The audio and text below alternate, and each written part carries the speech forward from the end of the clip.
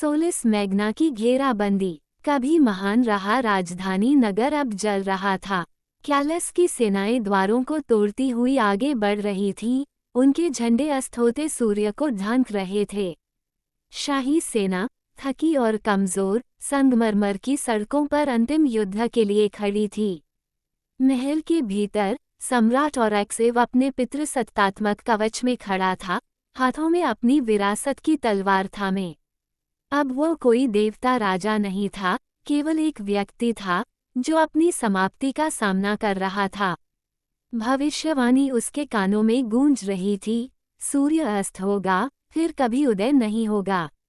सम्राट का अंतिम युद्ध। कैलस सिंहासन कक्ष में प्रवेश करता है, उसकी तलवार अब भी सम्राट के रक्षकों के खून से सनी हुई है। एक समय जो भाई जैसे थे, अब वे मृत्यु के शत्रु बन चुके थे। औरैक्स ने तलवार उठाई। तुम सोचते हो कि तुम उद्धार लाए हो, योद्धा। तुम केवल वह छाया हो जो सूर्यास्त का अनुसरण करती है। कैलस तलवार कसकर पकड़ता है। नहीं, औरैक्स, मैं वह भोर हूँ जो अंधकार के बाद आती है। वे टकराते हैं, एक पतनशील साम्राज्य के दो महान योद्धा। अंततः औरैक्स परास्त हो जाता है। उसका स्वर्ण मुकुट फर्श पर गिरता है, खून की धारा में विलीन हो जाता है। सूर्य साम्राज्य अब समाप्त हो चुका था।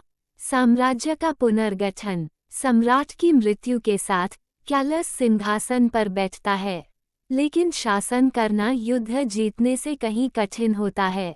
दरबारी उसके खिलाफ षड्यंत्र रच रहे हैं, अकाल ने भूमि को जकड़ लिया है और सीमाओं पर शत्रुघात लगाए बैठे हैं। भविष्यवाणी पूर्ण हुई, लेकिन किसी ने नहीं सोचा था कि यह इस रूप में पूरी होगी। सूर्य अस्त हो चुका था, परंतु क्या कैलस एक नया साम्राज्य खड़ा कर सकेगा? जैसे ही वह रक्तरंजित सिंहासन पर बैठता है, अंधेरे में फुसफुसाहट सुनाई देती है।